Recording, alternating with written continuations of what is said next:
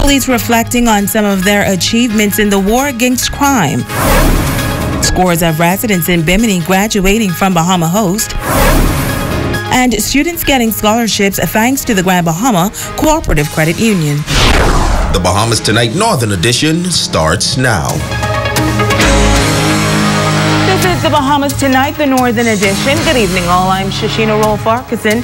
As always, it is so great to have you with us. Well, the countdown is on to 2019, and in these remaining days, many are reflecting on the highs and lows of the year to date. Tonight, Grand Bahama's top cop is giving a report card of sorts on the work of the police over the past 12 months. He's also addressing areas of concern for the year ahead. Italia Hall reports. The Assistant Commissioner of Police Samuel Butler says the Royal Bahamas Police Force can boast of several accomplishments in 2018, among them the opening of a new police and fire station that has helped with the fire and crime fighting efforts. They also welcomed a new fleet of vehicles and were able to forge stronger ties with international partners. ACP Butler says this year, crime in the business community created a bit of concern. Several persons were arrested and taken before the courts. He says based on their observation, it was just a small group of persons committing those offenses. Many of those are repeat offenders. Unfortunately, once they're back to the streets, they're back to their old habits, and they've been touching business communities and removing property that do not belong to them. But our response has always been positive, recovering properties and getting the persons behind it and taking them to the right place for further consideration of the judicial system. One issue emerging this year, roadblocks and random searches. Now some have questioned whether it's legal for police officers to handcuff motorists while conducting a search of their vehicle.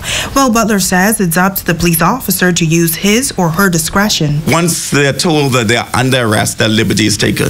And so it's discretionary whether police would restrain you by handcuff or they just allow your submission to the authority to take place.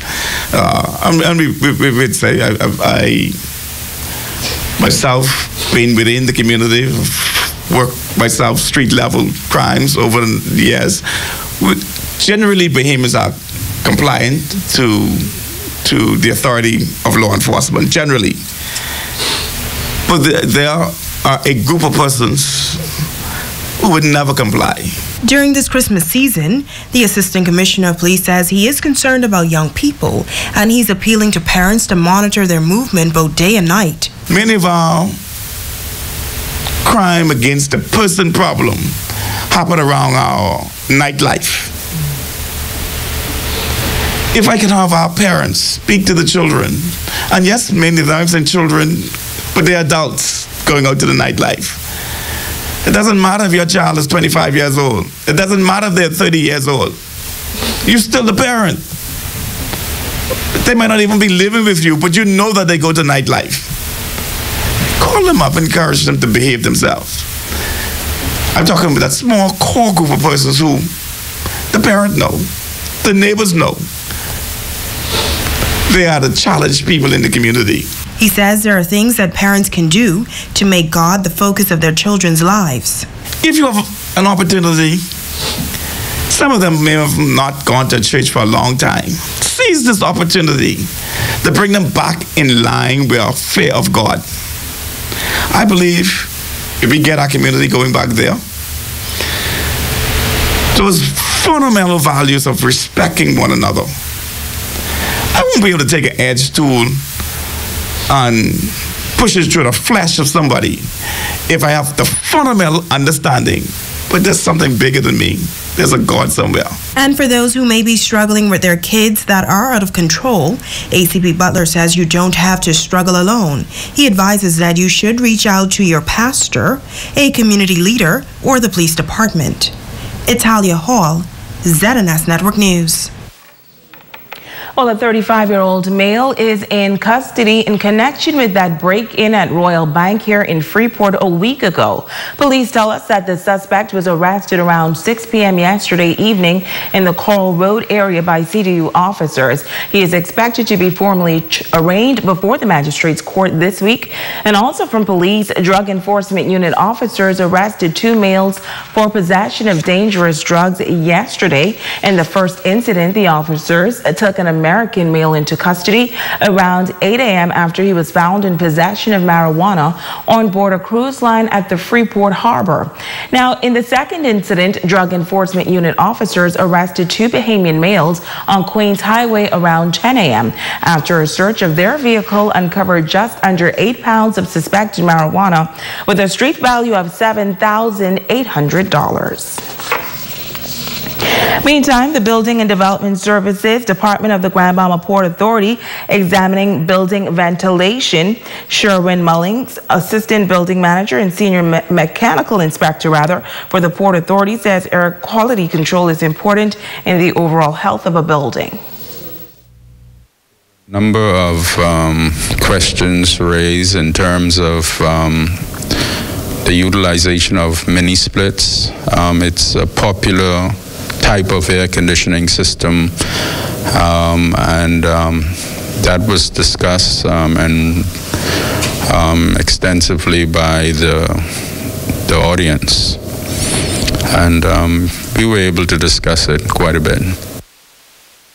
Well, CEO of Bahamas Sanitary Engineering Company, Jared Russell, giving a presentation on disposal wells and the importance of the water table.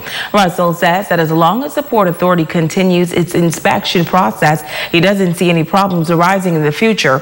But he is concerned about the lack of policing and inspection in the outlying areas. We have had cases of contamination in the outlying settlements and found ways to correct them. So, that's the problem. You want to make sure and try and get it before there needs to be any correction. Even though you can do some correction, we don't want it to get to that. Let's hop over to the island of Bimini, where frontline workers and industry partners are participating in tourism training. At the core of the sessions, the delivery of world-class service. Bimini's Member of Parliament among the well-wishers, commending residents for the accomplishment. The island of Bimini stands out as one of the most beautiful islands in this country. And just like other islands, sun, sand, and sea are among the assets that draw people from near and far. Member of Parliament Bakisha Parker Edgecombe, during a Bahama host graduation while congratulating the graduates, told those in attendance that no longer can we rely on just those attributes, as many other Caribbean nations boast of the same. With that in mind, she posed this question. If the tourism destinations of our region all have sun, sand, and sea in abundance, how can we in the Bahamas possibly compete and outpace our competitors? Successful tourism is about the delivery of superb, outstanding, extraordinary, stupendous service. Ladies and gentlemen, I put it to you that the delivery of quality service is the principal area in which we in the Bahamas can compete hands down. Nadia Sherman Roll of the Bimini Tourist Office offered words of encouragement to the class to never forget to deliver world-class service. Tonight is the beginning of a new chapter in your life's journey. It is a moment of reclaiming and restoration of our pride for service excellence. It is in this moment that we stand as a people to make this island destination of choice for all. The graduating class consisted of 3 groups, 007, 008, and 009. Rosalind Ramsey admits that she wasn't too interested in joining the class at first, but says it is an experience she won't soon forget. And what many may not know is you are also required to take an exam at the end of the course. For William Butler, who has been out of school for many years, he says it was nerve-wracking. Now, my experience with my class, my mouth always going. So it was always fun in the class. Now, I didn't want it to go either, but after going, I couldn't wait for 5 o'clock to close up my shop and to get there, to meet all my peers.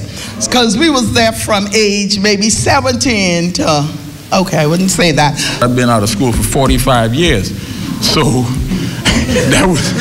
I was very nervous and very, I say, well, I didn't receive a call that night. I didn't receive one the next day. But a few days later, I got a letter. And in that letter, it stated that, Mr. Butler, you have successfully passed the class with a grade point average of 87%. And I said, wow, I was so proud of myself. Among the graduates were Sergeant Lamont Davis, who also found the Bahama host class intriguing. Today, we are all better professionals working in the government and private sector. We have benefited. Bimini has benefited. The country has benefited from this session of Bahama House. We stand strong and we state proudly that we will preserve this country for many years to come. You're watching the Bahamas Tonight, the Northern Edition. Stay with us. There's more news right after this break.